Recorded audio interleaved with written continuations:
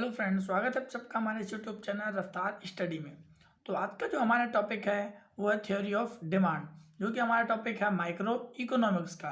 तो आइए समझते हैं हम थ्योरी ऑफ डिमांड। तो देखिए, डिमांड का क्या मतलब है।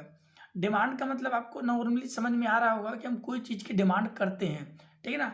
तो डिमांड करने का मतलब ही हमारा यही होता है कि जो चीज़ की हमको आवश्यकता है और नीड है, वांट्स है, उस चीज़ को हम परचेज करते हैं, बाय करते हैं, तो वो क्या कहलाती है हमारी, वो कहलाती है हमारी डिमांड। तो आइए समझते हैं किस प्रकार से डिमांड काम करता है। तो देखिए, डिमांड का क्या मतलब है। Demand refers to different possible quantity of commodity. Demand का मतलब है डिफरेंट पॉसिबल क्वांटिटीज, ठीक है ना। डिफरेंट पॉसिबल जो क्वांटिटी है ऑफ अ कमोडिटी की, that the consumer is ready to buy at different price of the commodity. जो कमोडिटी, जो पॉसिबल क्वांटिटी, जो कमोडिटी थी, पॉसिबल क्वांटिटीज, उनको कंज्यूमर रेडी हो जाता है खरीदने के लिए, बाय करने के लिए रेडी हो जाता है at the different price of the commodity. जो डिफरेंट प्राइस होते हैं कमोडिटीज़ के, उसको खरीदने के लिए तैयार हो जाता है, वो क्या कहलाता है हमारा, नॉर्मली डिमांड कहलाता है। देखिए, सिंपल वर्ड में क्या है, डिमांड का मतलब है कि जो हमारी कमोडिटी है उसको खरीदने के लिए बायर है, वो डिफरेंट प्राइस लेवल पर रेडी हो जाता है, वो कहलाता है हमारा डिमांड। इसमें डिमांड का मतलब भी ये हो सकता है कि कंज्यूमर का एक विलिंगनेस भी होना चाहिए उसमें, मीन्स खरीदने की इच्छा भी होनी चाहिए। ये नहीं है कि कोई प्रोडक्ट को वो जा तो रहा है लेने के लिए लेकिन उसकी इच्छा नहीं है, तो ये उसकी डिमांड नहीं कहलाएगी, ठीक है ना। तो डिमांड में विलिंगनेस भी होना चाहिए और एक एबिलिटी ऑफ पावर भी होना चाहिए, उसमें एक क्षमता भी होनी चाहिए उस चीज़ को खरीदने के लिए। जैसे क्या है, एक गरीब व्यक्ति कोई हाई चीज़ को खरीदने जाए, जैसे मान लो लग्जरियस कोई कार है, उसको खरीदने जाता है और उसकी जो एबिलिटी है, वो क्षमता है, वो उतनी है ही नहीं, क्योंकि उसकी इनकम है वो काफ़ी ज़्यादा लो है।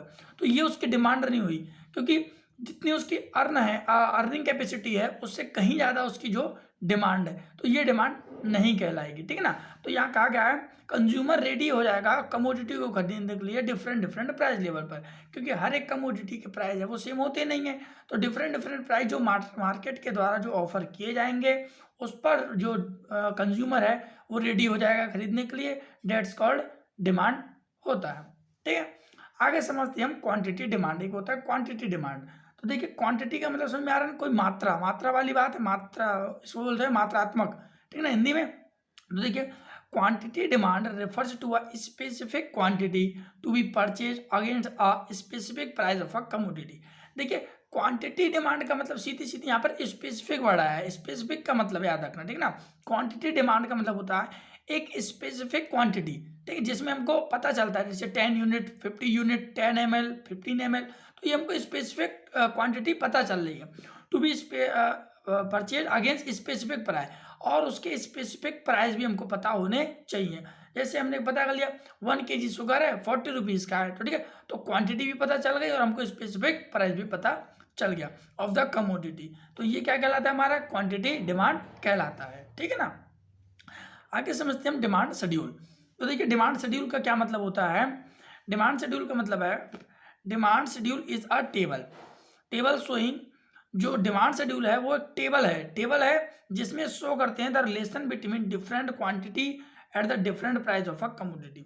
देखिए, सिंपल वर्ड है कि डिमांड शेड्यूल का मतलब है एक ऐसा टेबल जिसमें शो किया जाता है relationship between quantity and price. Different जो क्वांटिटीज होती हैं और डिफरेंट प्राइस पर उसको क्या किया जाता है, शो किया जाता है जिस टेबल में, डेट्स कॉल्ड डिमांड शेड्यूल, ठीक है ना। क्योंकि देखिए, जो अलग अलग प्रोडक्ट होते हैं, हर एक के डिफरेंट क्वांटिटीज़ होती हैं और हर एक के क्वांटिटीज़ के हिसाब से डिफरेंट क्या होते हैं हमारे, ये जो प्राइस है वो भी डिफरेंट होते हैं। जैसे 1 kg शुगर है, 40 रुपीज़ का है, और वहीं समझ लो 1 kg जो बेसन है हमारा वो 80 रुपीज़ का है। तो मतलब डिफरेंट है, ठीक है ना, प्राइस भी और क्वांटिटी भी। तो क्वांटिटी मान लो 2 kg कर दें, 1 kg कर दें, तो डिफरेंट वो हो जाएंगी, ठीक है ना।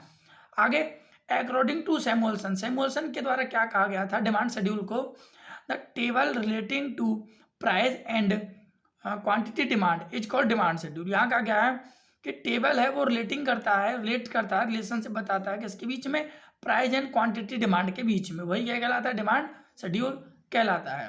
तो दो प्रकार का डिमांड शेड्यूल होता है, individual demand schedule and market demand schedule. तो जो डिमांड शेड्यूल दो प्रकार से डिस्ट्रीब्यूट किया गया है, ठीक है ना, दो टाइप से, इंडिविजुअल डिमांड शेड्यूल और market demand schedule. Individual demand schedule normally आपको समझ में आ रहा होगा, इंडिविजुअल मतलब सिर्फ एक व्यक्ति की ही बात की गई होगी, ठीक है ना, कोई अकेला व्यक्ति जब डिमांड करता है तो उसका शेड्यूल किस प्रकार से होगा। और मार्केट डिमांड शेड्यूल का मतलब एज अ होल मार्केट जो किस प्रकार से डिमांड करता है उसका शेड्यूल कैसे होगा, जो कि हम बात करेंगे नेक्स्ट वीडियो में। अब तक के लिए थैंक यू।